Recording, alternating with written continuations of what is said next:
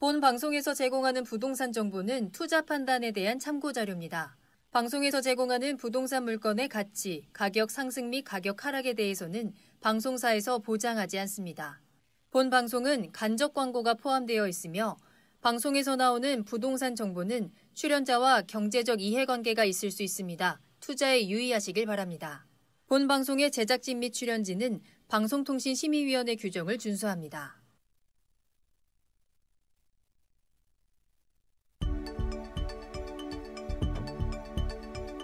부동산의 모든 고민이 통하는 길 부동산 시그널. 안녕하세요. 저는 진행의 한보람입니다.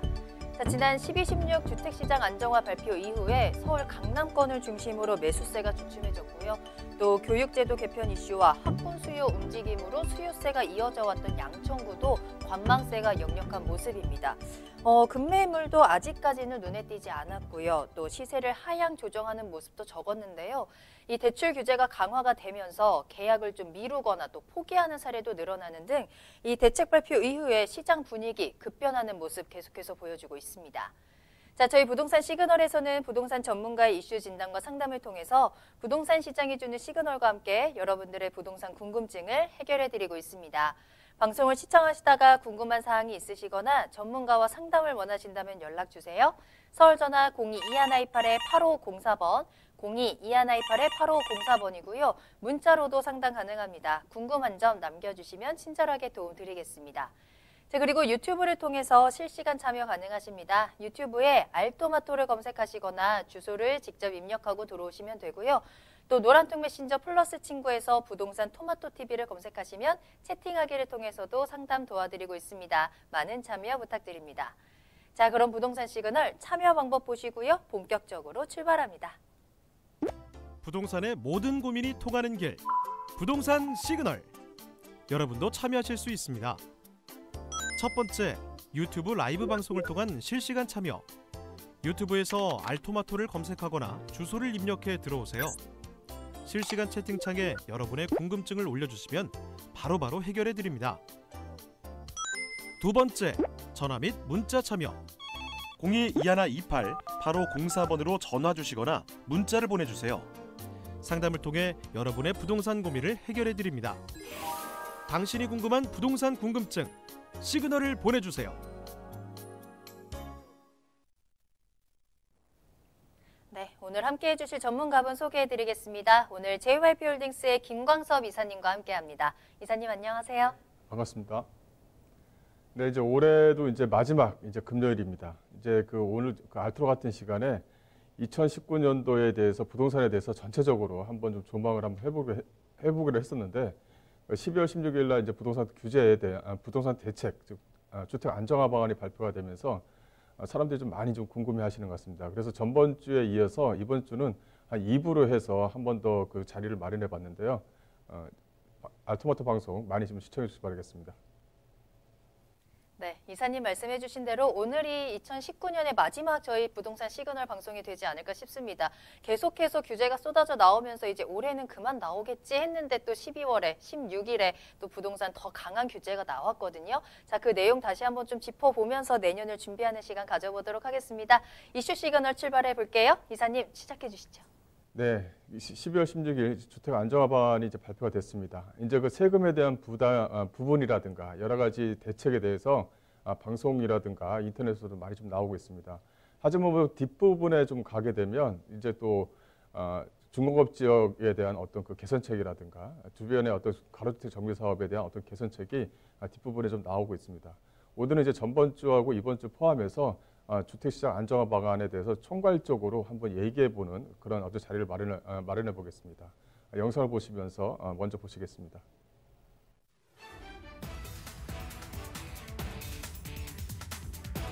정부가 지난 16일 서울을 중심으로 한 수도권 지역의 주택시장 급등세를 잡기 위해 부동산 안정화 방안을 발표했습니다. 현 정부의 18번째 부동산 정책인 12.16 부동산 대책에는 투기적 대출 수요 규제를 강화함과 동시에 주택 보유 부담을 늘리는 형태의 강도 높은 대책이 담겼는데요. 먼저 서울 강남권 등 시가 15억 원이 넘는 아파트를 거래할 때에는 주택담보대출이 금지되고 주택 가격 구간에 관계없이 적용하던 담보 인정 비율은 9억 원을 기준으로 구간을 나누어 더욱 철저히 심사합니다. 9억 원 이하분에 대해선 동전대로 40%가 적용되지만 9억 원을 초과하는 주택은 초과분에 대해 20%만 적용됩니다. 민간택지 분양가 상한제 적용 지역도 대폭 늘어났습니다. 정부는 지난달 7일 서울 강남권을 중심으로 27개 동을 민간택지 분양가 상한제 지역으로 적용했었는데요. 이번에는 서울 13개 구 전 지역과 5개 구 37개 동, 경기도 과천, 하남, 광명시에 13개 동을 추가하는 등 더욱 강도 높은 부동산 대책을 내놨습니다. 사전 예고 없이 철저한 보안 속에서 발표한 12.16 부동산 대책, 한층 강화된 규제를 알아보고 향후 전망에 대해 더욱 자세히 살펴보겠습니다. 네, 그 주택 안정화 방안에 대해서 이제 많은 얘기가 있는데요. 이게 이제 내년에 이제 부동산 시장의 어떤 방향을 좀 제시할 수가 있을 것 같습니다. 일단은 국토교통부에서는 그 내년에 또 아파트 가격이 상승에 대한 어떤 추이를 보인다든가 하게 되면 더 강한 규제책을 좀 발표하겠다라는 내용이 좀 포함이 되어져 있는 부분이 있습니다. 하지만 주택의 부동산이라는 것은 항상 규제만 들어가는 것이 아닙니다. 이 부동산에 대한 규제가 들어간다면 어떤 다른 한쪽으로 해서는 이 풍선 효과라고 하죠. 어떤 부동산의 어떤 규제 대책을 좀 풀어주는 어떤 요건 완화가 또 같이 동시적으로 좀 진행되는 부분이 있습니다. 그래서 앞만 보고서는 부동산이 앞만 보고서는 판단할 수가 없는 부분이 있는 거죠. 그래서 그런 어떤 뒷부분까지도 한번 상세하게 한번 얘기를 한번 해보자. 이렇게 좀 자리를 한번 마련해 봤습니다. 앞부분에 대해서는 저번 시간에 한번 한 부분이 있기 때문에 잠깐 정리하는 형식으로 한번 좀 진행을 한번 해보겠는데요. 일단은 그 주택 안정화 방안에서 가장 중요한 부분은 이 LTV에 대한 적용입니다. 기존에 이제 뭐 40%를 적용했는데 이걸 이제 9억 이하분과 9억 이상 가격에 대해서 나눠서 이제 진행을 하겠다는 것입니다. 그래서 투기 지역과 투기 과열 지구 안에 14억의 어떤 주택 같은 경우는 기존에 같은 경우는 한 5억 6천 정도가 나왔는데 9억까지는 LTV 40%, 또 9억에서 한 5억 정도, 지금 14억이니까 한 5억 정도는 20%를 적용해서 4억 6천 정도 담보대출이 나오도록 그렇게 좀 적용하겠다라는 내용이 발표가 됐습니다. 이거는 이제 17일 날 이후에 이제 바로 이제 진행되는 부분이죠.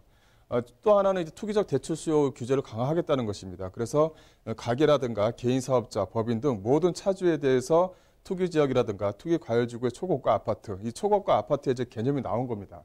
여기서 이제 앞으로는 이제 공시지가라는 이제 개념보다는 이제 시가라는 이제 개념이 좀 들어가게 되죠. 그래서 KB 시세라든가 뭐 한국감정원의 어떤 시세가 여기서 이제 반영이 되는 겁니다. 그렇다고 해서 시가가 또 바로 또 실거래가가 되는 것은 아니죠. 이 실거래가 같은 경우는 8억 5천이 될 수가 있고 8억 9천이 될 수가 있는데 시가가 KB 시세 9억이 되어져 있다면 9억을 적용하겠다는 것입니다. 그런 내용이 있는 거고요.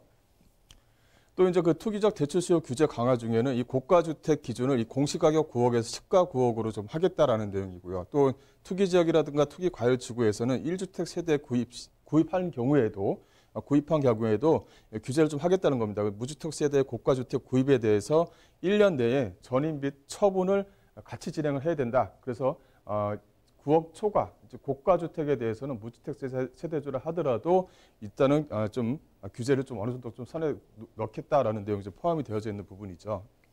또 전세 대출을 이용한 갭 투자에 대한 방지입니다. 그래서 공적 보증에서만 적용됐던 이 대출에 대한 규제 부분을 이제 사적 보증에서도 진행하겠다는 것입니다. 그래서 서울보증보험에서도 이 9가 9억 초과의 주택을 구입하셨던 분들이 구입하셨던 이 차주가 또 뭐 다른 전세로 해서 뭐 전세금 대출을 받는 경우에는 그걸 회수를 하겠다는 것입니다. 그래서 실거주에 맞게끔 진행하겠다라는 내용이 포함되어져 있는 부분이 있고요.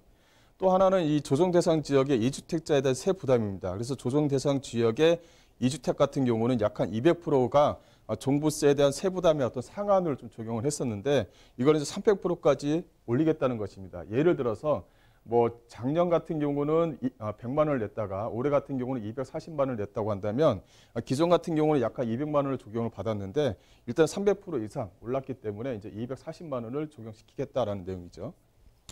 그리고 또 하나는 뭐냐면은 이렇게 계속적인 규제만 있는 것이 아니라 이렇게 고령자 세액 공제율이 여기 좀 안에 좀 포함이 되어져 있습니다. 기존 같은 경우는 연세에 따라서 또 이제 보유 기간에 따라서 최종적으로 공제 한도를 약 한 70%를 뒀다면 일단은 앞으로는 약 한 80% 정도를 둬서 좀 공제 비율을 좀 더 높이겠다. 그래서 오래 거주하신 분들께서 좀 매매를 했었을 때 양도세에 대한 공제 비율을 높게 책정을 하겠다라는 어떤 좋은 내용도 있는 겁니다. 또 하나는 1세대 1주택자 장기보유 특별공제에 대한 거주 요건, 이 기간에 대한 추가인데요. 현행 같은 경우는 이제 2년을 거주하고 10년 동안 보유를 해도 80%에 대한 공제 혜택을 받았습니다. 앞으로라는 것은 2021년 1월 달부터입니다. 기존에는 내년까지는 이제 적용을 받는 거죠. 내년 2020년 12월 31일까지는 기존 현행대로 좀 적용을 하는 것이고 2021년 1월 달부터는 이제 개선책을 이제 진행을 하겠다는 것입니다. 그래서 이렇게 3년에서부터 6년 또 8년, 10년 이렇게 좀 둬서요. 보유기간과 거주기간을 이렇게 따로따로 분리를 했습니다. 그래서 보유를 예를 들어서 뭐 4년을 하고 그 후에 뭐 6년 동안을 가지고 있었다고 한다면 12%와 20%, 기존 같은 경우는 40%를 적용받았었는데 약 한 32% 정도의 공제 혜택을 주겠다라는 내용이 좀 포함이 되어져 있는 거고요. 또 이제 그 실수요자중증 양도세 제도를 좀 보완하겠다라는 것입니다. 그래서 개선책을 보시게 되면 신규 주택 취득일로부터 1년 이내에 해당 주택으로 전입하고 또 1년 이내에 기존 주택을 양도하는 경우에 한해서 비과세 혜택을 주겠다는 것입니다. 이런 포인트들을 좀 잘 알고 계셔야 내년에 이제 부동산에 대한 어떤 대책을 좀 마련할 수 있다 이렇게 좀 말씀드릴 수 있을 것 같고요. 또 실수요자 중심의 양도세 제도를 좀 보완하겠다는 것인데요. 보시게 되면 이 양도세 제도를 보완하겠다라는 내용을 보시게 되면 조정 대상 지역 내 등록 임대 주택도 고지 요건 2년을 좀 충족하여야 한다. 개선책을 보시게 되면 이 다주택자가 조정 대상 지역 내에 주택 양도 시 양도세 중과를 위한 주택수 계산에 이 분양권도 이제 앞으로 이제 포함하겠다라는 내용들이 좀 포함이 되어져 있는 것입니다. 그래서 이제 그 개선책을 한 번 더 보시게 되면 현행 같은 경우는 주택의 부동산, 즉 토지와 주택을 따로따로 구분했었는데 개선책을 보시게 되면 2년 미만 보유 주택에 대한 양도소득 세율을 좀 인상시켰습니다. 1년 미만 같은 경우는 기존에 약간 40%를 적용했었는데 이걸 50%로 인상을 하고요. 또 1년에서 2년 기간을 기본세율 내에 이제 적용을 하겠다라는 내용도 좀 포함이 되어져 있는 거고요. 조정 대상 지역 내 다주택자 양도세 중과를 한시적으로 배제를 하겠다는 것입니다. 이게 이제 개선책으로 좀 나온 부분을 보게 되면 다주택자가 이 조정 대상 지역 내에 10년 이상 보유한 주택, 그러니까 다주택자 조정 대상 지역 10년 이상 보유한 주택을 양도하는 경우에는 한시적으로 이 양도세 중과를 배제한다든가 장기보유 특별공제를 적용시키도록 하겠다는 것입니다. 이거는 17일 날 발표하고 내년 6월 달까지 양도하는 주택에 적용을 하겠다라는 것인데 이것을 좀 더 기간을 좀 더 연장시켜서 계속적으로 좀 매매, 기존의 이제 다주택자들이 매매를 시킬 수 있도록 아주 규제를 좀 완화를 할 것 같습니다. 그런 내용도 좀 내부적으로 있는 것 같고요. 이제 여기서부터는 이제 그 기존의 앞서 부분은 이제 기존에서 정리를 했던 부분이고 여기서부터 좀 진행을 하겠습니다.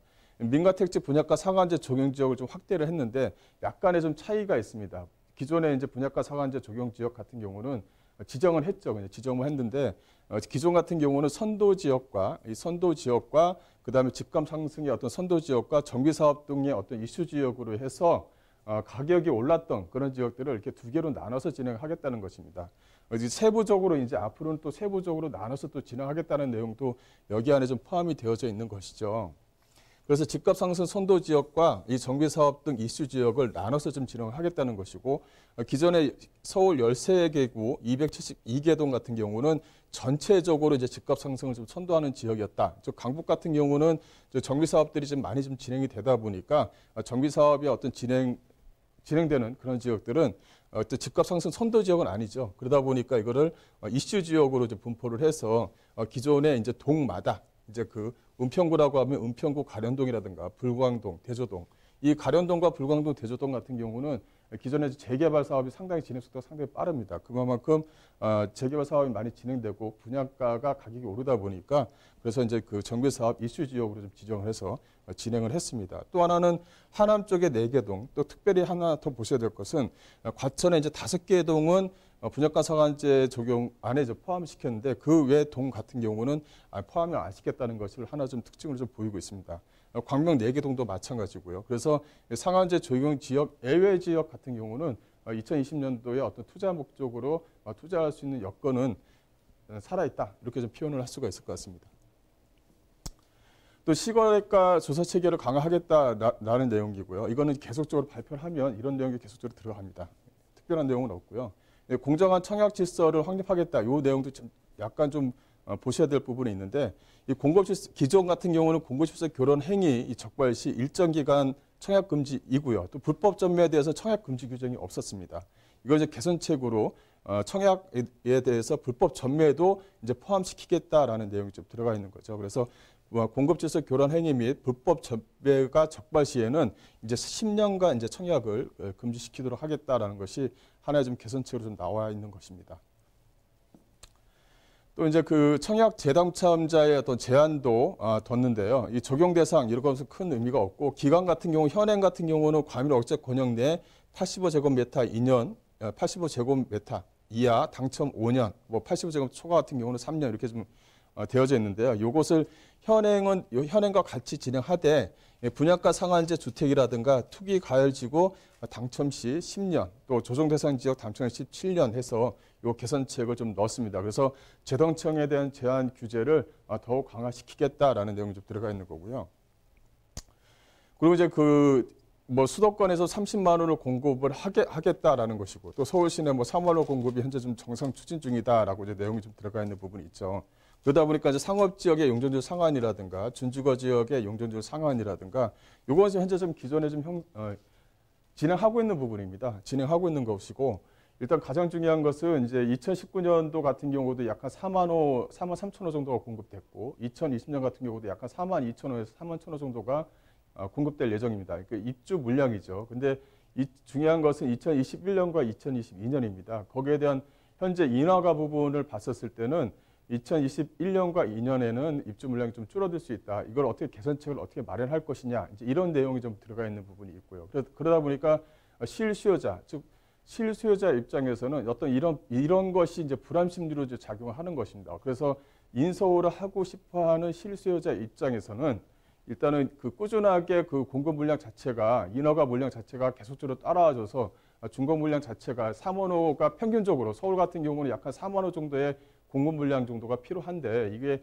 2022년 또 2023년 정도 꾸준하게 공급 물량을 가져다 줬으면은 주택 안정화에 기여를 하겠는데, 그런 부분이 좀 불안하다는 것이죠. 그게 이제 주변 지역에 30만 호를 공급하겠다, 즉 신도시를 공급해서 어떤 가시요청을 확대를 하겠다라는 확대시켜서 하겠다라는 그런 내용도 좀 있는 것 같은데, 이런 것을 어떻게 조화시킬 것이냐, 이런 부분이 이제 문제점으로 좀 남아 있는 부분이 있습니다. 또 이제 관리 처분 인가 후에 이제 정비 사업 추진을 지원하겠다라는 것입니다. 이렇게 이제 이주라든가 철거, 굴토심이라든가 뭐 이렇게 입주자 모집 추천까지는 이게 많은 시간이 걸리는데, 이게 현재 기존에 있는 54개 단지 약 한 6만 5천 호 정도의 사업 추진을 신속하게 하기 위해서 이런 어떤 처리 기간 자체를 줄이겠다는 내용입니다.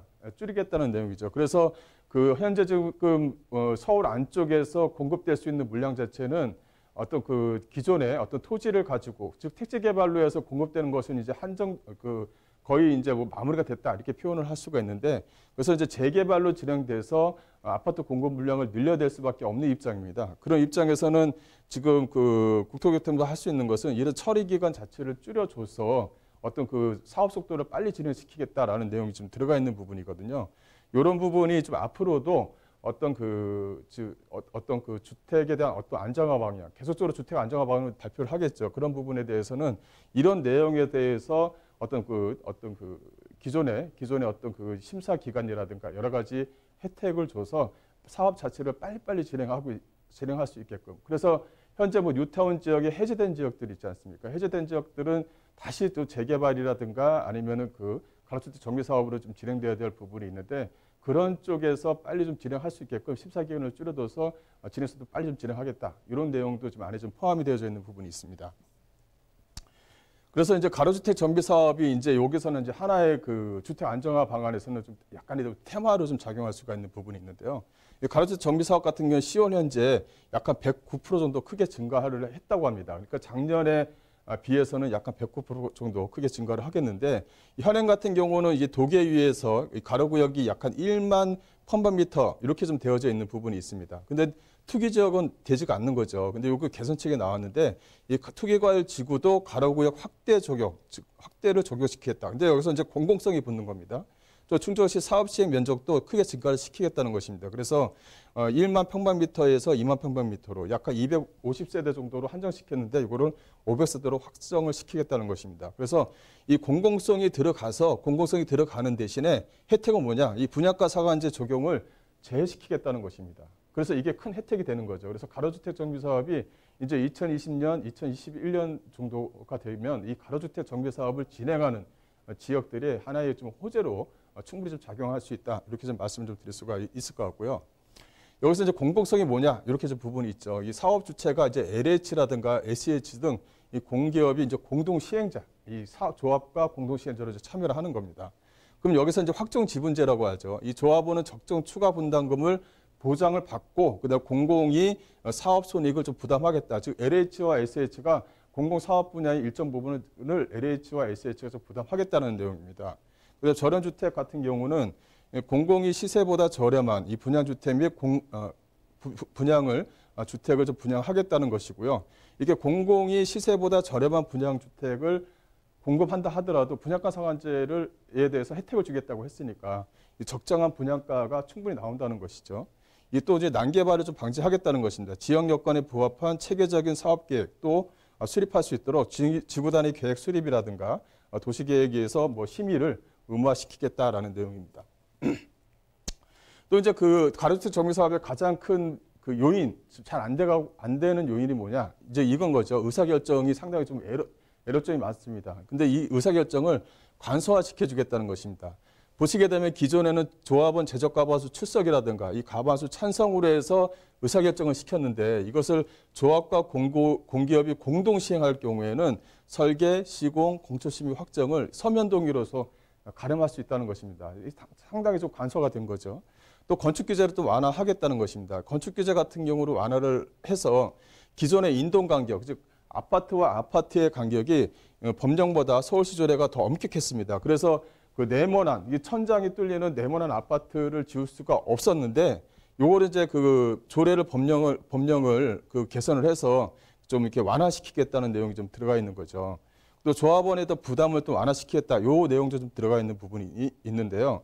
여기서 보시게 되면 광역교통 개선 부담금 산정 시 종전에 이제 건축물을 연면적에서 제외시켜서 이 부담을 제외시키겠다는 것입니다.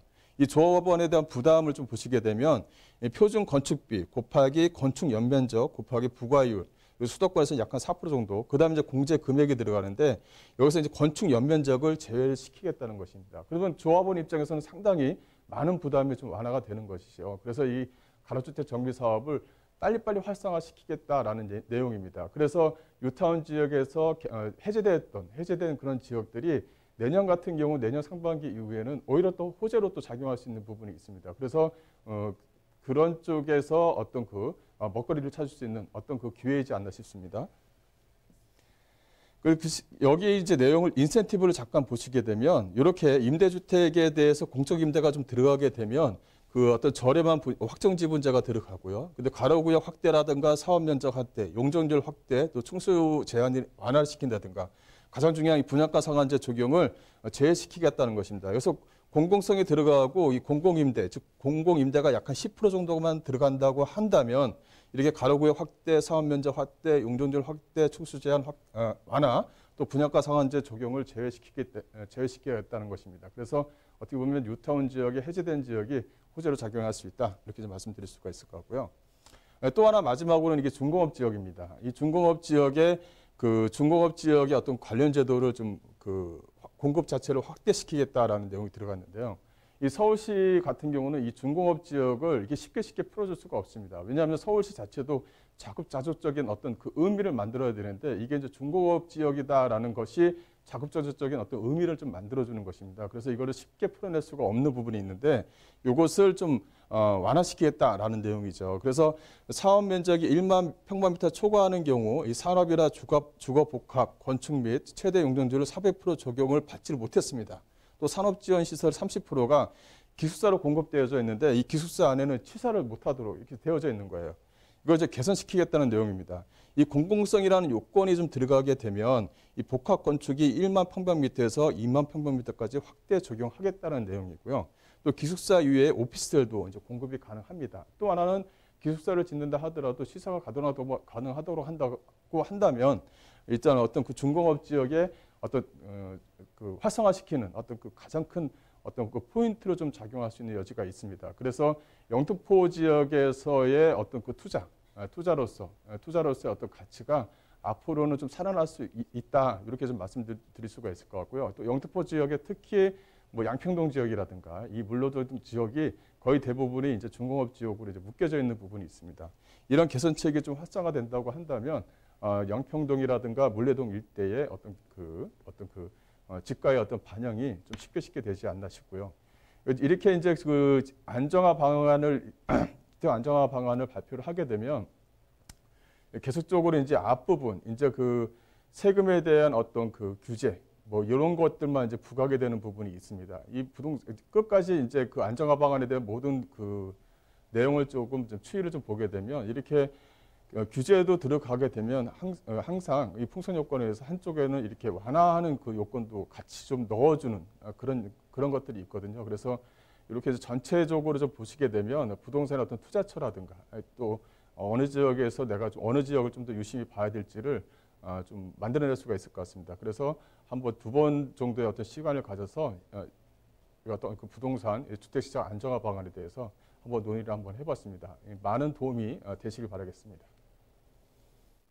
네, 12.16 주택시장 안정화 방안에 대해서 2주에 걸쳐서 정말 꼼꼼하게 짚어드렸습니다. 이번 대책의 주요 골자는 이거죠. 투기 과열을 억제하기 위해서 대출과 세금 부분에서 강하게 규제를 하지만 또 한편에서는 실수요자들을 위해서 공급도 확대하는 대책을 함께 내놓고 있습니다. 그 안에서 내가 좀 들어갈 수 있는 틈이 어디에 있을지 좀 잘 들여다보시면 좋을 것 같고요. 더 궁금하신 사항이 있으시다면 또 무료 세미나 참석하셔서 다양한 정보 얻어가 보시길 바랄게요. 세미나 소식 전해드립니다. 12.16 부동산 정책 이후의 부동산 시장 전망에 대해서 살펴드리겠습니다. 2020년 내년을 미리 함께 준비해보는 시간 가져보세요. 1부에서는 2020년 주택시장 분석과 달라지는 세법에 대한 이야기, 2부에서는 2020년 투자 유망 지역 분석과 선점 전략에 대한 이야기 나눠보겠습니다. 세미나는 1월 8일 수요일 오후 2시에 강남역 1번 출구 앞에 3원타워 3층에서 만나보실 수 있습니다. 세미나는 예약이 필수이기 때문에 문의 전화 주시길 바랄게요. 서울 전화 02-2128-8504번, 02-2128-8504번으로 연락 주시면 되겠습니다. 네, 그럼 저는 잠시 후에 부동산 상담 시그널로 돌아오겠습니다.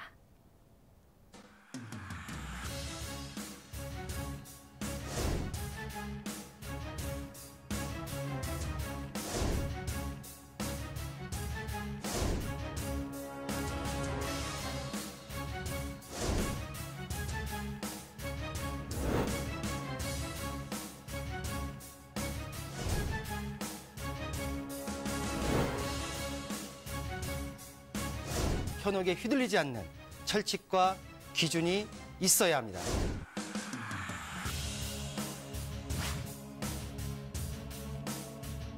여러분의 소중한 자산, 어디에 얼마나 있는 것이 아닌 어떻게 흘러가는지 파악해야 합니다.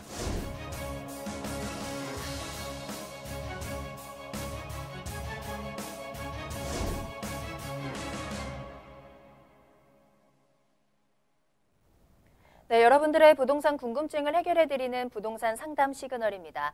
부동산 시그널만의 다양한 분석을 이용해서 확실한 시그널 보내드립니다.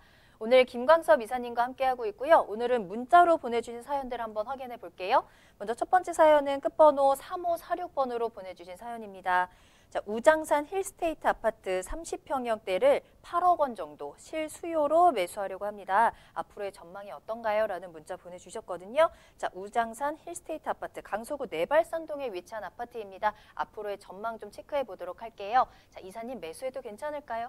네, 이거 뭐 실수요자 입장에서는 이거 매수 시기를 좀 빨리 앞당겨도 나쁘지 않다, 이렇게 좀 말씀 좀 드릴게요. 일단 주변 지역을 말씀드리자면 이쪽 주변 지역은 워낙 그 고민 상담이 많이 들어오는 그런 지역 중에 하나입니다. 그 세대수가 이렇게 큰 아파트죠. 2,198세대. 바로 밑에 이제 그 아이파크가 위치해 있죠. 아이파크도 약간 2,000세대 정도가 되죠. 이쪽 주변 지역 이렇게 위치해 있습니다. 이 본 물건 같은 경우도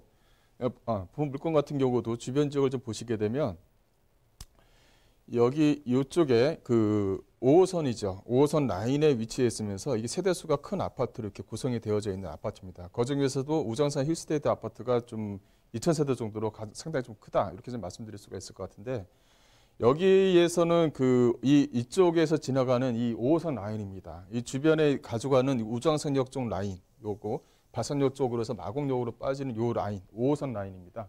이 5호선 라인이 앞으로는 큰 호재를 갖는다 이렇게 좀 말씀 좀 드릴 수가 있을 것 같아요.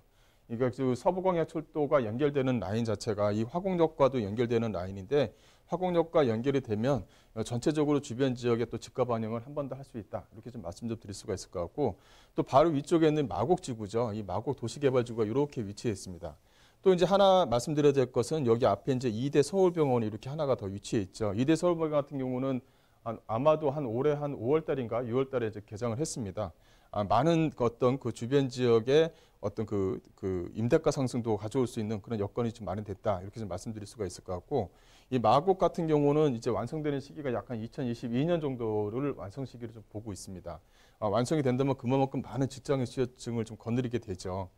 중요한 부분은 이제 9호선 라인과 이 5호선 라인에 위치했는데 이 9호선 라인 자체는 어떤 그 산업단지의 어떤 라인입니다. 이게 뭐냐면 지식산업센터가 만들어지는 라인이다 이렇게 좀 보시면 될 것 같고 이 5호선 라인 같은 경우는 소위 말하면 이제 실거주 라인이라고 할 수가 있는 부분이 있죠. 이렇게 이제 실거주 라인에 위치해 있는 부분에서 이렇게 대규모 대단지로 구성되어져 있는 아파트들은 이 전세가가 쉽게 떨어지지가 않습니다. 쉽게 떨어지지 않는다는 것은 가격을 좀 받쳐주고 있다 이렇게 좀 표현을 할 수가 있을 것 같아요.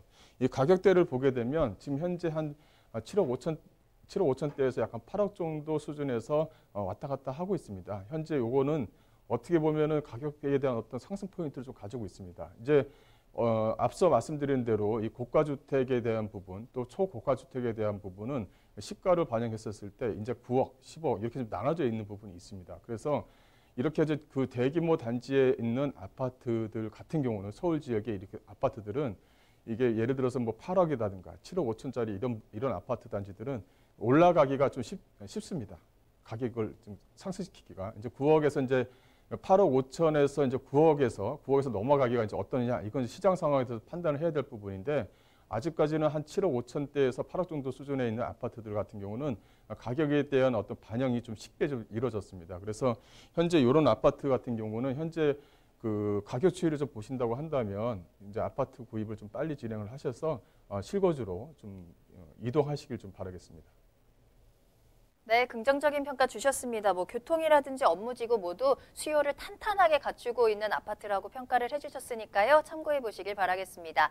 자, 계속해서 상담 만나보도록 하겠습니다. 이번에는 끝번호 4994번으로 보내주신 문자 사연인데요. 일산 덕이동 신동아 파밀리 아파트 49평형이고요. 4억 원대 실수요를 매수하려고 합니다. 전망 부탁해요. 라는 문자입니다. 자, 이번에도 실수요 매수 고민입니다. 전망 체크해 보도록 할게요. 경기도로 갑니다. 자, 이사님 어떻게 보시나요? 네, 이 탄현역조 주변에 있는 이 본 아파트 같은 경우는 이 신동아 파밀리 아파트죠. 이 신동아 아파트가 이제 부도가 나와서 이제 공매 물건으로 이제 주로 이제 나오고 있고 구매상도 좀 많은 지역입니다. 근데 평형대 자체가 약간 40평형대 이상 아파트가 가격 자체가 약간 4억대 정도면 한 번에 내가 실거주로 이게 투자 목적이 아닙니다. 실거주로 해서는 한번 잡아볼만 하다 이렇게 좀 말씀 좀 드릴 수가 있을 것 같아요. 이 중요한 부분은 바로 위쪽에 있는 이 운정 신도시죠. 이 운정 신도시에 위치해 있습니다. 운정 신도시에 위치해 있으면서 운정 신도시 안쪽으로 해서 이제 뭐 7호선 라인이라든가 또 운정역 안쪽에서 GTX 라인이라든가 이게 이제 운정 신도시를 다 거치게 됩니다. 밑에 이제 이 신동아 파밀리 아파트 같은 경우도 이게 소규모 아파트, 그러니까 그 대단지 아파트가 아니라 이 세대수가 적은 아파트라 그러면 좀 실거주를 했었을 때 많은 고민이 있어야 되겠지만 일단은 신동아 파밀리 아파트 자체가 이게 그 대단지 아파트로 좀 구성이 되어져 있습니다. 또 주변을 보시게 되면 뭐 초등학교라든가 중학교도 좀 잘 붙어져 있는 부분이 있고요. 또 위에 쪽으로 해서 이 7호선 철도 라인이라든가 철도 라인에 대한 호재를 이 1호선 그 탄현역 즉 경의중앙서 쪽 요 라인으로 해서는 가격 상승은 어느 정도까지는 받을 수가 있는 여지가 충분히 있습니다. 그래서 현재 요 가격대 정도면은 나쁘지 않다. 그래서 실거주라면 투자 목적이 아닙니다. 실거주라면 한 번은 내가 실거주로 해서 가져볼 만하다. 이렇게 좀 말씀드릴게요. 네, 김광섭 이사님과 함께 여러분들의 부동산 궁금증 해결해드리고 있습니다. 궁금하신 사항이 있으시다면 언제든지 지금 바로 문의전화 이용해 보시면 돼요. 서울전화 02-2128-8504번, 02-2128-8504번 열어두겠습니다. 자, 상담 한 가지 더 만나보도록 할게요. 이번에도 문자고요. 끝번호 8899번으로 보내주셨습니다. 자, 경기도 부천시 고강동의 새창 아파트를 2016년도에 3억 1천만 원에 구입을 했습니다. 현재 실거주 중이고요. 등촌 주공 3단지로 갈아타려고 하는데 어떨까요? 새창 아파트의 전망도 부탁드립니다. 라는 문자 보내주셨어요. 자, 일단 등촌 주공으로는 갈아타기를 좀 전략을 짜고 계신 것 같고 현재 보유하고 있는 이 새창 아파트를 좀 계속 보유해야 되는지 아니면 매도를 하고 움직여야 되는지까지 한번 살펴보도록 하겠습니다. 자, 이사님 빠르게 만나볼까요? 네, 좀 빠르게 말씀을 드리겠는데 이거 같은 경우는 매도하지 마시고 일단은 전세를 끼시고 등촌주공 3단지를 가시든 바로 옆에 5단지를 가시든 이전에서도 상관없다 이렇게 좀 말씀을 좀 드릴 수가 있을 것 같아요. 일단은 옮기시는 이유를 이제 그 등촌주공으로 옮기는 이유는 좀 어느 정도까지 알겠어요. 그 문자 내용은 없다 하더라도 왜냐하면 그 발산역 쪽 주변 지역은 상당히 이제 편의 시설들이 잘 마련이 되어져 있는 부분이 있으니까요. 하지만 요거를 좀 넣고 가셔라 이렇게 하는 이유는 뭐냐면 위쪽에 이제 대장 신도시가 위치해 있죠. 이 원정동 이 새창 아파트가 이렇게 위치해 있습니다. 뭐 특별하게 의미가 없는데 특별한 의미가 이제 앞으로 생긴 거죠. 이 대장 신도시가 바로 위쪽에 이제 생깁니다. 또 하나는 뭐냐면 이렇게 점선 표시가 되어 있죠. 이게 이제 이렇게 해서 이 철도 라인에 하나 더 생깁니다. 또 하나는 뭐냐면 이 원정 쪽 라인에서 움직이는 그 이제 그 서부광역철도죠. 이 서부광역철도가 아마도 이제 그 다음 주쯤에는 아마 예타가 그 얘기가 나올 것 같은데 예타가 나오게 되면 주변 지역의 어떤 집가 상승에 좀 영향을 줄 것 같습니다. 근데 그 이쪽 원정동 이쪽의 그 아파트라든가 이 빌라 같은 경우는 현재 거주를 하신 분들, 오랫동안 거주하신 분들 입장에서는 매도 시기를 잡아야 될 기회가 한번 생긴 거고요. 어떻게 보면은 또 매수를 또 하고자 하시는 분들한테는 현재 이런 주변 지역의 또 호재거리가 좀 상당히 좀 많이 살아있는 지역 중에 한 군데이기 때문에 또 투자 목적에서 접근해서도 나쁘지 않다. 이렇게 좀 말씀 좀 드릴 수가 있을 것 같아요. 중요한 부분은 원정동 쪽 이 아파트 쪽 주변 지역에 이제 뭐랄까요, 그 서부광역철도의 어떤 차량 기지가 바로 위쪽에 들어오느냐, 아니면 인천 쪽으로 빠지느냐 이런 부분이 좀 남아 있는 것 같은데 그런 부분은 아마 그 발표가 나게 되면 구체적으로 어떤 내용을 좀 알 수가 있을 것 같습니다. 어쨌든 간에 이 원정도 새창 아파트 같은 경우는 아직까지는 그 호재거리를 좀 가지고 있는 아파트이기 때문에 오히려 전세를 놓고 발산역 쪽 주변 지역에 있는 아파트로 이주하셔도 큰 무리는 없다. 이렇게 좀 정리를 해드릴게요. 네, 보유 의견 주셨습니다. 참고해 보시길 바라겠습니다. 자, 오늘 이렇게 여러분들의 부동산 궁금증 다양하게 해결 도와드렸습니다. 더 궁금하신 사항은요, 무료 세미나 참석하셔서 더 든든하게 얻어가 보시길 바랄게요. 세미나 소식 전해드립니다. 12.16 부동산 정책 이후에 부동산 시장 전망에 대해서 짚어드리겠습니다. 주택시장 분석해드리고요. 세법 어떻게 달라지는지 한번 만나볼게요. 그리고 투자 유망 지역은 어디인지 또 선점하기 위한 전략은 어떻게 짜면 좋을지 모든 정보들 2020년 부동산 투자를 위한 모든 정보들 다 체크해 가시길 바라겠습니다. 1월 8일 수요일 오후 2시에 만나보실 수 있고요. 강남역 1번 출구 앞에 3원타워 3층으로 찾아가시면 됩니다. 세미나 참여를 희망하시거나 또 궁금하신 사항 있으시다면 문의 전화 이용해 보세요. 서울전화 02-2128-8504번, 02-2128-8504번으로 연락 주시면 되겠습니다. 네, 부동산 시그널 계속해서 김광섭 이사님과 함께하고 있습니다. 이번에는 투자 정보 알아보는 시간인데요. 오늘 두 가지 정보 기다리고 있고요. 먼저 첫 번째로 만나볼 투자 정보는 인천으로 가겠습니다. 인천광역시 서구 청라동에 위치한 오피스텔 소개해드리겠습니다. 기본 정보부터 알아봅니다. 네, 인천광역시 서구 또 청라 쪽에 위치해 있는 오피스텔입니다. 이 청라 쪽 오피스텔 하게 되면 바로 밑에 이제 송도가 위치해 있죠.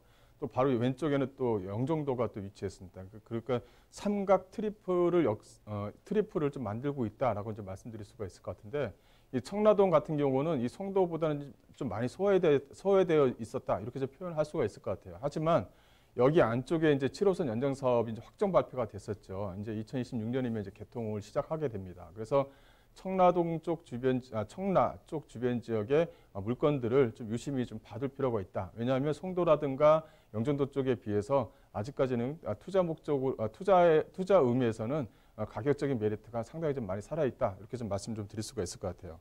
이 시티타워역이라고 있습니다. 이 7호선이 들어가게 되면 이 시티타워가 하나 생기는데 여기 이제 역이 하나 생깁니다. 이 시티타워 하게 되면 롯데월드의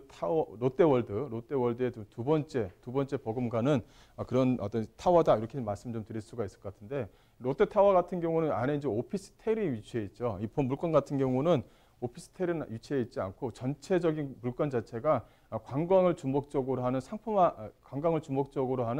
상품화된 물건입니다. 그만큼 관광객의 어떤 수요층들을 충분히 좀 가져올 수 있는 그런 물건이다. 이렇게 좀 보시면 될 것 같은데요.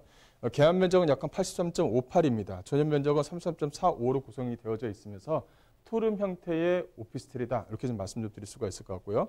지하 6층, 지상 23층, 266실로 좀 구성이 되어져 있는데 이 본 물건 같은 경우는 3개 동으로 지어집니다. 그래서 총 그 오피스텔 세대수가 약 한 1000여 실이 될 정도로 어떤 멤버드급 오피스텔이다. 이렇게 좀 표현을 할 수가 있을 것 같고요. 준공은 2023년 2월 달에 준공 예정입니다. 2023년 2월 달에 준공 예정이기 때문에 계약금 10%의 중도금 무이자가 들어갑니다. 그래서 준공 시점까지는 투자 금액이 상당히 좀 저렴하게 들어간 것이 하나의 좀 이점으로 좀 작용할 수 있다. 이렇게 좀 표현할 수가 있을 것 같고요. 매매가는 투룸 오피스텔임에도 불구하고 가격 자체가 1억 9,500만 원으로 구성이 되어져 있습니다. 주변 지역의 입지를 잠깐 좀 설명을 드리자면요. 주변 같은 경우는 이 영종국제신도시와 송도국제신도시, 또 청라국제신도시로 구성이 되어져 있는 부분이 있고요. 이 청라라든가 송도, 이 영종도 같은 경우는 이 송도국제신도시 같은 경우는 거의 다 이제 마무리가 되어져 있는 부분이 있고요. 영종도 같은 경우는 이제 뭐 제4 여객터미널이라든가 주변 지역에 이제 대규모 이제 엔터테인먼트의 또 대규모 시설들이 꾸준하게 지금 현재 만들어지고 있습니다. 거기에 대한 수혜 지역이 바로 이 청라 지역이다. 이렇게 좀 표현을 할 수가 있을 것 같고요. 이 청라국제신도시 하게 되면 이렇게 대형 쇼핑몰이라든가 로봇랜드라든가 하이테크라든가 이런 것들이 들어올 예정입니다. 이 시티타워가 준공에 맞춰서 이런 어떤 매머드급이 들어온다. 이렇게 좀 보시면 될 것 같고, 이 송도 같은 경우는 현재 국제 업무 단지가 현재 조성이 되어져 있죠. 또 글로벌 캠퍼스도 현재 좀 조성이 되어져 있습니다. 또 영종도 같은 경우는 이렇게 보시게 되면 인천공항이라든가 또 미단시티라든가 현재 지금 엔터테인먼트에 있던 요소들이 꾸준하게 현재 좀 들어오고 있습니다. 거기에 대한 어떤 수혜 지역을 같이 직접적으로 볼 수 있는 것이 바로 이 청라다. 이렇게 좀 말씀을 좀 드릴 수가 있을 것 같고요.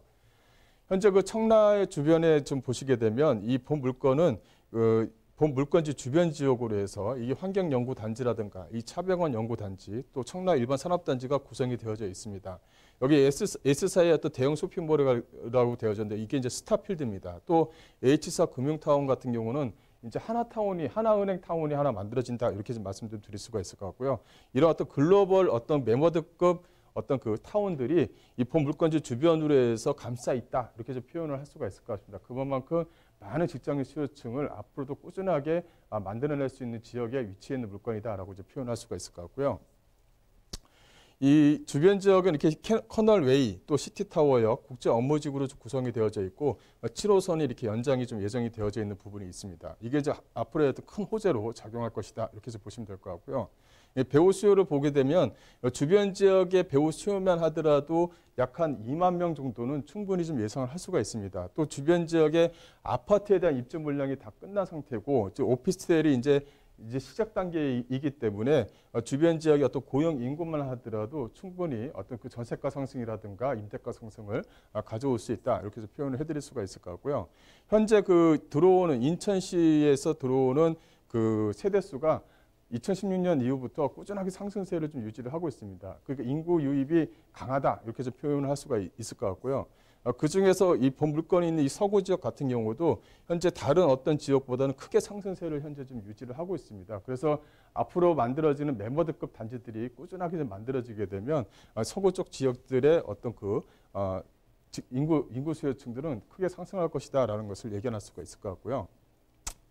현재 7호선 시티타워역 같은 경우는 현재 상곡에서 성남, 즉 부평구청에서 넘어오는 곳들은 현재 좀 공사 중에 있고요. 또 이제 성남에서 이제 본 물건지 청라국제신도시 안에 들어오는 것은 현재 좀 연장 사업이 현재 좀 진행 중에 있다. 이렇게 좀 표현을 할 수가 있을 것 같아요. 거기에 이제 시티타워역에서 도보 약 한 3분 거리에 본 물건이 있다. 이렇게 좀 말씀드릴 수가 있을 것 같고요. 또 이제 그 하나는 이 청라지구와 영종도를 잇는 제3 연륙교 사업이 이제 내년에 이제 착공이 들어갑니다. 그래서 2025년에 이제 완공 예정인데요. 이 본 물건이 이제 직결로 연결되는 부분이 있다 보니까요. 고속도로를 굳이 안 타더라도 직결로 연결이 되어져 있는 부분이 있으니까 영종도에 있는 많은 어떤 관광객의 어떤 수요층들을 직접적으로 실어 나눌 수 있는 어떤 그 교가 이제 하나 생긴다. 이렇게 좀 말씀을 좀 드릴 수가 있을 것 같아요. 또 이제 그 하나는 이 시티타워입니다. 이 시티타워 같은 경우는 높이가 약 한 448m입니다. 그러니까 롯데월드타워보다는 약간 낮죠. 하지만 국내에서는 두 번째고 전체적 세계에서는 약간 5번째에 들어가는 그런 어떤 시티타워다 이렇게 말씀을 좀 드릴 수가 있을 것 같아요. 여기 보시게 되면 이거는 관광탑입니다. 여기 안에 이제 F&B라든가 이 놀이 및 판매 시설이 여기 안에 좀 설치가 된다. 그래서 전체적으로 관광의 어떤 상품을 만들어내기 위해서 지어진다. 이렇게 좀 말씀을 좀 드릴 수가 있을 것 같고요. 건물의 특징을 보시게 되면 본 물건은 266실로 좀 구성이 되어져 있습니다. 약간 세개동 단지니까 거의 한 1000여실이 들어온다. 이렇게 좀 말씀 좀 드릴 수가 있을 것 같고, 일단 인테리어 자체는 상당히 좀 최고급으로 좀 만들어져 있습니다. 그 내부적으로 옵션 자체가 상당히 좀 잘 되어져 있는 부분이 있고요. 그 위에 뭐 옥상 정원이라든가 그 내부에 어떤 그 오피스텔임에도 불구하고 어떤 그 업무 지원 시설을 좀 충분히 좀 마련했다는 것이 본 물건의 좀 특징이다. 이렇게 좀 말씀드릴 수가 있을 것 같고요. 이 물건의 좀 특징은 이 셀프 세차장을 이 지하에다가 만들어놨다는 것입니다. 그래서 입주민들이 스스로 주차를 셀프 세차장을 좀 이용할 수 있게끔 만들어놨다. 즉 편의 시설로 제공을 한다라는 것도 하나의 좀 특징을 좀 보이고 있습니다. 예상 가격을 좀 보시게 되면 예상 매매가는 1억 9,500만 원대입니다. 예상 임대가는 월 약 80만 원 정도를 예상할 수가 있을 것 같고요. 그래서 예상 임대가, 즉 보증금과 대출을 활용하신다면 실투 자금은 약 한 8,200만 원, 즉 그러니까 준공이 되고 추후에 이제 담보가 가능할 시에는 약 한 8,200만 원이 들어간다는 것이고, 현재 같은 경우는 계약금 10%에 중도금 무이자가 들어가기 때문에 실투 자금이 상당히 좀 적게 들어가는 것도 하나의 좀 특징을 보이고 있다라고 말씀드릴 수 있겠습니다. 네, 인천광역시 서구 청라동에 위치한 오피스텔 소개해드렸습니다. 2023년에 준공이 예정이고요. 인천의 3대 국제도시죠. 송도, 청라, 영종. 그중에서도 청라가 서울과 굉장히 가깝습니다. 때문에 서울에서의 수요층도 좀 기대를 해볼 수 있을 것 같고요. 이제 이 시티타워가 준공이 되면 또 여기에 얼마나 많은 직장인들, 또 얼마나 다양한 수요층들이 들어올지 예상이 되시죠. 여기에 또 1억 원 미만의 투자 금액으로 접근이 가능하다는 점까지 체크해 보시길 바라겠습니다. 자, 계속해서 투자 정보 알아보도록 하겠습니다. 이번에는 서울로 가서 통건물 소개해 드릴 건데요. 관악구 남현동에 위치해 있습니다. 기본 정보부터 알아볼게요. 네, 본 물건은 그 남현동에 위치해 있는, 관악구 남현동에 위치해 있는 물건입니다. 본 물건의 특징을 보시게 되면 2호선과 4호선이 지나가는 사당역에서 약 한 5분 정도 거리에 위치해 있다고 말씀드릴 수가 있을 것 같고요. 구조는 원룸 9세대와 주인세대로 구성이 되어져 있는데, 이 주인세대 같은 경우는 이 복층 형태로 좀 구성이 되어져 있습니다. 그래서 복층 형태로 구성이 되어져 있다 보니까 대거족도 거주할 수 있는 그런 여건이 좀 마련됐다. 이렇게 좀 말씀드릴 수가 있을 것 같고요. 본 물건은 이제 9월 달에 이제 준공이 된 물건입니다. 현재 임차가 거의 마무리가 됐다. 이렇게 좀 말씀드릴 수가 있을 것 같고요. 매매가는 약 한 17억 정도를 예상할 수가 있겠습니다. 주변의 입지 여건을 말씀드리자면 이렇게 사당역이 위치했습니다. 사당역에 여기 5번 출구와 6번 출구가 위치했는데, 5번과 6번 출구가 위치했는 곳이 바로 이 관악구 남현동입니다. 이 전체 지역이요. 그 다음에 그 10번 출구, 또 11번 출구가 있는 곳이 이 사당동 지역입니다. 또 1번과 2번 출구가 있는 곳이 이 서초구 방배동에 위치했습니다. 이 사당역 위치에 따라서 이 서초구와 이 관악구, 또 이제 동작구로 좀 나눌 수 있다. 이렇게 좀 말씀드릴 수가 있을 것 같고, 이 사당역 하게 되면 뭐 서울에 거주하시는 분들이라든가 뭐 수도권에 거주하시는 분들은 두말할 필요가 없죠. 이 사통팔달에 위치해 있는 위치다. 이렇게 말씀드릴 수가 있을 것 같고, 이 사당역 쪽 주변 지역은 광역버스가 상당히 좀 잘 되어져 있습니다. 그래서 수원이라든가 동탄, 또 용인까지 어떤 광역버스를 이용할 수 있는 광역버스의 어떤 광역버스가 상당히 좀 잘 되어져 있는 곳에 위치해 있는 물건이다라고 말씀드릴 수가 있을 것 같고요. 또 하나는 이 강남순환 도시고속도로입니다. 이 사당 인터체인지가 생기면 여기에 있는 직장인 수요층들이 빠져나가지 않을까라는 어떤 그런 게 있었는데, 오히려 사당 인터체인지가 생기고 나서 많은 인구 유입이 현재 지금 이루어지고 있습니다. 그래서 주변 지역에 이런 어떤 월세를 받는 어떤 통건물들이 인기를 좀 상당히 좀 많이 끌고 있다, 이렇게 좀 보시면 될 것 같고요. 이 본물건의 주변 지역, 이 서초구 방배동 하게 되면 이 재개발 또 재건축이 상당히 좀 잘 이루어지고 있는 곳입니다. 재건축에 대한 이주 수요를 본물건이 좀 충분히 받아낼 수 있는 그런 어떤 지리적인 이점이 있다, 이렇게 좀 말씀드릴 수가 있을 것 같고요. 또 이수역과 사당역 쪽 주변 지역은 이렇게 많은 개발 호재들이 있습니다. 또 이수역 쪽 주변 지역의 역세권 개발 사업과 이 사당역 쪽 주변 지역의 역세권 개발 사업을 한꺼번에 묶어서 현재 지구 단위 계획을 좀 묶는 형태입니다. 그래서 많은 업무 시설들이 이 안쪽으로 좀 들어온다, 이렇게 좀 말씀드릴 수가 있을 것 같고요. 또 사당역 쪽 주변 같은 경우는 이 특별 계획 구역으로 현재 좀 지정을 해놓은 상태입니다. 그래서 복합 환승 센터라든가 저류 시설을 좀 조성하겠다는 내용이 있는데, 여기에 이제 그 지하철 공사의 토지라든가 이 서울시가 가지고 있는 토지를 적극적으로 활용을 해서 복합 환승센터, 즉 컨벤션 센터를 만들어내겠다라는 내용까지는 여기 안에 좀 포함이 되어져 있는 부분입니다. 그렇다면 본물건 쪽 주변 지역의 임대가 상승을 좀 충분히 좀 기대할 수 있다, 이렇게 좀 표현할 수가 있을 것 같고요. 앞서 말씀드린 대로 이게 사당역 복합 환승센터가 이 사당역 쪽에 바로 붙어 있습니다. 기존의 광역버스의 어떤 주차장으로 좀 쓰고 있는 곳을 이제 환승센터, 즉 환승센터로 좀 만들어내서 주변의 어떤 주민들의 어떤 편의시설을 좀 충분히 좀 만들어내겠다라는 내용이 이제 포함되어져 있는 부분이 있고요. 이 본물까지 특징 같은 경우는 이 건물이 이제 입주가 다 거의 다 마무리가 됐습니다. 또 그 사방이 다 대리석으로 좀 지어놨고요. 또 이제 내부 시설을 좀 보시게 되면 본물권은 이제 그 CCTV라든가 안에 내부 인테리어, 복도의 인테리어 자체를 이 벽돌로 좀 붙여놔서 상당히 좀 세련되게 좀 만들어냈다는 것도 하나의 좀 특징입니다.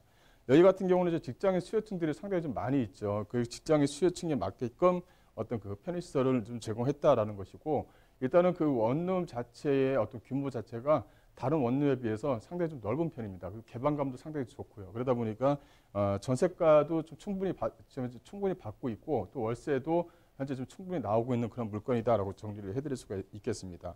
주인 세대 같은 경우는 복층형으로 좀 구성이 되어져 있고요. 복층형으로 구성이 되어져 있으면서 방 3개에 거실이 있고 화장실이 좀 2개로 좀 구성되어져 있는 물건입니다. 그래서 대단히 가족도 거주하면서 건물 관리를 하게 되면 상당히 좀 빛나는 그런 물건이 될 수 있다, 이렇게 좀 말씀드릴 수가 있을 것 같고요. 현재 예상 매매가는 약 한 17억입니다. 예상 임대가가 약 한 13억 5,500만 원인데, 여기 13억 5,500만 원에는 이 주인 세대를 전세를 포함시켰을 때 가격이 여기 이제 안에 포함이 되는 겁니다. 이제 월세가 약 한 90만 원대 이렇게 좀 나와져 있는데, 현재 그 비어있는 그 원룸이 약 한 3개 호실이 정도는 되기 때문에 이거를 이제 그 월세를 내가 충분히 받아내겠다. 예를 들어서 실투자금이 내가 여유가 있다고 하시면 그거를 이제 월세로 전환하시게 되면 약 한 250만 원 정도의 어떤 월세가 충분히 나온다, 이렇게 좀 말씀드릴 수가 있을 것 같고요. 기존 형태로 하게 되면 실투자금 자체를 꼭 대출을 안 깬다 하더라도 3억 4,500만 원의 물건을 좀 가져갈 수 있는 기회다, 이렇게 좀 보시면 될 것 같습니다. 네, 서울시 관악구 남현동에 위치한 통건물까지 소개해드렸습니다. 더 궁금한 사항이 있으시다면요, 언제든지 지금 바로 전화 주시고 무료 세미나장으로 찾아가 보세요. 세미나 소식 다시 한번 정리해드리겠습니다. 12.16 부동산 정책 이후에 부동산 시장 전망에 대해서 짚어드립니다. 2020년 주택시장 분석과 달라지는 세법, 투자 유망 지역과 선점 전략까지 2020년 부동산에 대한 큰 그림부터 세부적인 내용들까지 모두 챙겨드릴게요. 1월 8일 수요일 오후 2시에 만나보실 수 있고요. 강남역 1번 출구 앞에 3원타워 3층으로 찾아가시면 되겠습니다. 세미나는 예약이 필수이기 때문에 문의 전화 주시길 바랄게요. 서울전화 02-2128-8504번, 02-2128-8504번 열어두겠습니다. 네, 오늘도 다양한 정보 전해주신 김광섭 이사님과는 여기서 인사드리도록 하겠습니다. 이사님 오늘 감사합니다. 네, 부동산 시그널 오늘 저희가 준비한 내용은 여기까지입니다. 방송이 끝난 이후에도 상담 접수 계속 받고 있으니까요. 여러분들의 부동산 궁금증 시그널을 보내주세요. 서울전화 02-2128-8504번, 02-2128-8504번이고요. 문자로도 상담 가능합니다.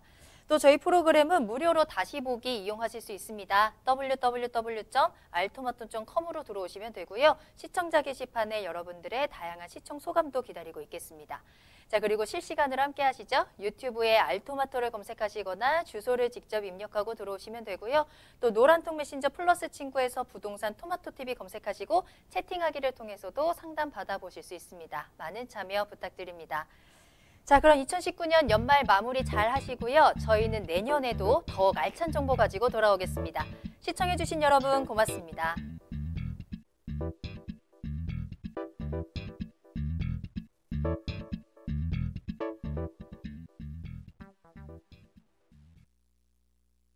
본 방송에서 제공하는 부동산 정보는 투자 판단에 대한 참고 자료입니다.